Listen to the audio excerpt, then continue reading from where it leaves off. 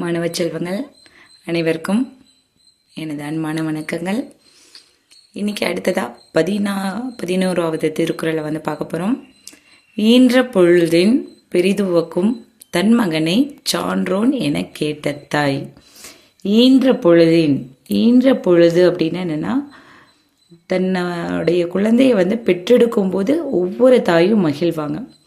அதை விட பெரிது உவக்கும் அப்படின்னா சந்தோஷப்படும். அதை விட அதிகமான உவகை எப்போ வரும் ஒரு தாய்க்கு அப்படின்னா, தன் மகனை சான்றோன் என கேட்ட தாய். மற்றவர்கள் தன்னுடைய பையனை சான்றோன் அப்படின்னு யாராவது சொன்னாங்கன்னா அதை கேட்ட தாய் ஈன்ற பொழுதில் அடைந்த மகிழ்ச்சியை விட அதிக மகிழ்ச்சியை அடைவார்கள் அப்படிங்கிறத இந்த குறளுடைய பொருள். ஈன்ற பொழுதின் பெரிது உவக்கும் தன் மகனை சான்றோன் என கேட்ட தாய். மகன் தந்தைக்கு ஆற்றும் உதவி இவன் தந்தை என் நோற்றான் கொல் எனும் சொல். மகன் தந்தைக்கு ஆற்றும் உதவி. முன்னாடி என்ன பார்த்தோம்னா, தந்தை மகற்கு ஆற்றும் நன்றின்னு பார்த்தோம். இப்போ மகன் தந்தைக்கு ஆற்றும் உதவி. மகன் தந்தைக்கு ஆற்றக்கூடிய உதவி என்ன அப்படின்னா, இவன் தந்தை எண்ணூற்றான் கொல் எனும் சொல். இவன் தந்தை இவனை பெற்றெடுக்க என்ன தவம் செய்தானோ என்று மற்றவர்கள் சொல்ல கேட்பதுதான் மகன் தந்தைக்கு ஆற்றக்கூடிய உதவி.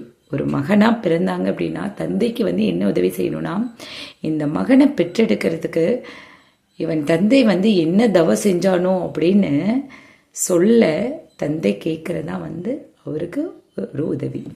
மகன் தந்தைக்கு ஆற்றும் உதவி இவன் தந்தை என் நோற்றான் கொல்லெனும் சொல். அன்பு இலார் எல்லாம் தமக்கு உரியர், அன்புடையார் என்பும் உரியர் பிறர்க்கு.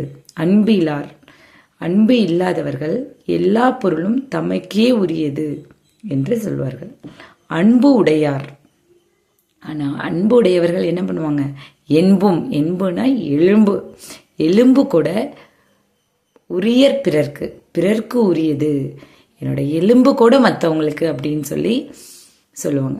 அன்பு இலார் எல்லாம் தமக்குரிய, எல்லாம் தமக்கு தான் அப்படின்னு சொல்லுவாங்க. அன்புடையார் என்பும் உரியர் பிறர்க்கு.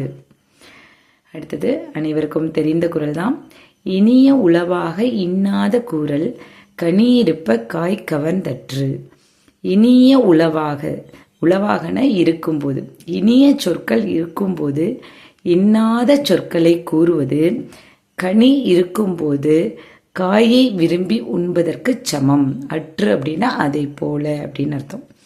இனிய உளவாக இன்னாத கூறல், இனிய சொற்கள் உள்ள போது இன்னாத சொற்களை கூறுவது கனி இருக்கும் பொழுது, பழம் இருக்கும்போது காயை விரும்பி உண்பதை போன்றது அப்படின்னு சொல்றாங்க.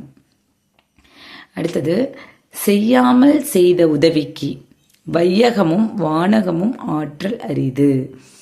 செய்யாமல், நீ ஒருவருக்கு எந்த உதவியுமே செய்யலை நீங்க, ஆனா அவர்கள் உங்களுக்கு உதவி செஞ்சிருக்காங்க அப்படின்னா